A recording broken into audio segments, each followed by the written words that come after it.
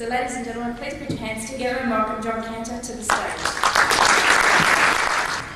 This is me in a rescue helicopter on the 4th day of what was meant to be a 2-month expedition. I'd no one to blame but myself, and I really hated myself for it. But not just that year, both of the years following as well. I failed 3 times with my dream of traversing the Brooks Range solo.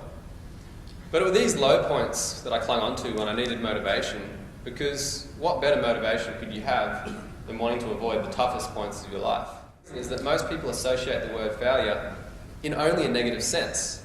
But what I learned is that failure is a really beautiful thing as long as it's followed by success.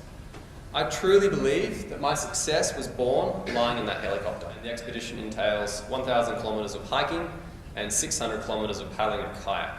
But with the Brooks Range traverse, the start point is the furthest point from safety in the entire trip. You were dropped off literally hundreds of kilometres from the nearest road, house, habituation, and there is no easing your way into this expedition. Yeah! Hey, bear! Yeah! Look at him run. You're faced with that horrible predicament of, do you put your head outside the tent and see what's there, or do you stay inside and just pretend it's the wind or something else? And I generally play the children's game of, if I can't see it, it doesn't exist, and I just stay in there. 24-year-old American guy who went into the Alaskan wilderness to live off the land alone, and 4 months later he was dead. And as soon as I finished reading that book, I thought, fantastic, that's for me. And I dropped out of university and planned on going to Alaska. But at that point in my life, I'd never used a map and compass. I'd never camped in the wilderness. I knew nothing about hunting, and I'd never been by myself for more than a day or two. So how was I able to commit to this project? I bet you all think I'm going to stand here and say, if you believe in yourself, you can achieve anything. But what I learned is that's not true. My new band is called Skill.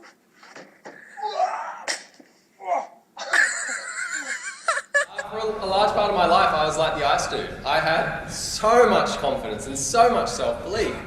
And the problem wasn't with my self-belief, is that I wasn't backing it up with hard work. Self-belief will only get you to the start line. If you want to get to the finish line, you need well-directed hard work and determination. And after that, I stepped away from Alaska with no immediate plans to return. Collectively, I'd lasted 8 days, over 3 attempts at what was meant to be a 2-month expedition. I sat down and I said to myself, I can't traverse the Brooks Range. What do I have to do to be able to do it? I stopped believing that I would, and I started believing that I could. I hadn't earned the right to cross the Brooks Range because I hadn't worked hard enough. I think if you have a goal that you really want to achieve, there should be 2 questions you ask yourself every single day. Number 1, what am I doing to earn the right to achieve this goal? And number 2, could I be doing more? For the first 3 attempts, I used a tiny little 5-gram tube of toothpaste. It's pretty tiny, right? For the 4th attempt, that was too heavy. I found out about Dr. Bronner's magic soap. Only 2 drops of that on your toothpaste and you're right to brush your teeth. It tastes like arse, but it saved me about 4.5 grams. But it was all about changing my mindset. I went into it that everything had to be perfect and everything was important. It was the only way I was going to succeed if I went way beyond where I thought I needed to be to succeed. When things are going wrong, that is when you're going to learn what sort of person you are. My dad's a psychiatrist, and for his medico-legal work, he assesses risk on a daily basis. And for attempt number 4, he gave me a 5% chance of success and a 10% chance of dying. The birthday present I was given was Achilles tendonitis. From the end of day 5 on, every step was like a knife in my heels. It was absolute agony. One of the mantras I said to myself over and over was, you've already suffered so much. Why not suffer a little bit more and make it all worthwhile? And I compared the physical suffering I was going through with this injury, which was horrific, to the 6 years of my life that I put into this goal. And then it didn't seem like a big deal. You can't just decide you're going to achieve something great and want it more than anything. You have to earn that desire through hard work. I've just come up through this gorge and I've had to climb up this slope. And I'm really not comfortable with the position I'm in. The rock's really loose and it's just pulling out. I think that's where I have to go. But look around. you can see how easy it is to get lost. This is very intimidating. Really, really dangerous terrain. Very nearly died. And now I've added about 10 miles onto my journey when I'm already tired and sore from yesterday. Today's been a really hard day, the sort of day that can end the expedition. But I'm just trying to tell myself that if I can pull through today, then hopefully I can meet any other challenges during the expedition. But I was in a really positive mood. I'd just gotten through the most difficult day of my entire life. And if I could get through a day like that, I could possibly get through almost anything the expedition could throw at me. From Anatuna Pass on, I never slept more than 4 hours a night because the pain in my Achilles would wake me up. I was really stressing about how much weight I was losing. My waist belt and my pack didn't tighten anymore. So, as mentioned, I've got a massive man crush on Bear Grylls. So I channeled my inner Bear Grylls and I started eating all the mosquitoes that were flying into my mouth. On the fourth day hiking from the village, I hiked for 19 hours and 10 minutes with only one 5-minute break, and I hiked faster than I had all trip, but I made it to the river, which finished the 1,000 kilometers hiking, and I just had an easy 600-kilometer paddle in front of me. Even after this 19-hour day hiking, I still only managed 4 hours sleep, but I had a lot of energy. I was so excited to be on the river. So I paddled for 24 hours on that first day, and a huge headwind started up. And this one was worse than before, to the point where I would drag my kayak along the side of the river at times.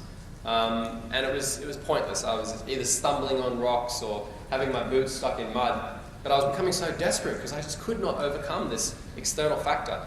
And by this point, I only slept 2 hours in the past couple of days. I only had 2 days worth of food left with me. I was so close to the end of my goal, but I was just being told I might not actually make it there. I said to myself, you're going to paddle for 1,013 strokes, every single stroke as hard as you can. And when you get to that number, you can take a break. So I counted them out, 1,013, as hard as I possibly could.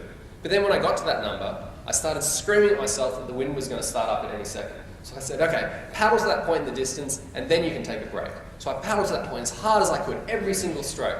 But then when I got there, I started screaming at myself that the wind was going to start up at any second. So I said, okay, just 1,013 strokes, and then you can take a break. And every time I convinced myself that next time I was going to allow myself to take a break. But I never did. Andrew Skirker, who's the best long-distance hiker in the world, it took him 41 days to traverse the range. Everyone else, it took over 2 months. And it took me 31 and a half days, including the 3 days I was stuck waiting for food. They're so afraid of failure that they don't want to try something until they know they're going to succeed. But how can you know what you're capable of until you fail? And even then, failure is not the end. It's just another opportunity to set out and achieve your goal again. I was fortunate enough to be on stage in Sydney with the Dalai Lama yesterday. And I was one of the lucky few that was asked to come and ask him a question. And so I sat on a couch, and the Dalai Lama, he held my hand and looked at me straight in the eyes with the most powerful gaze you can imagine. And I said, I always feel the need for bigger and better things. How can you maintain your determination to achieve your goals in the future while at the same time feeling at peace with what you've done in the past?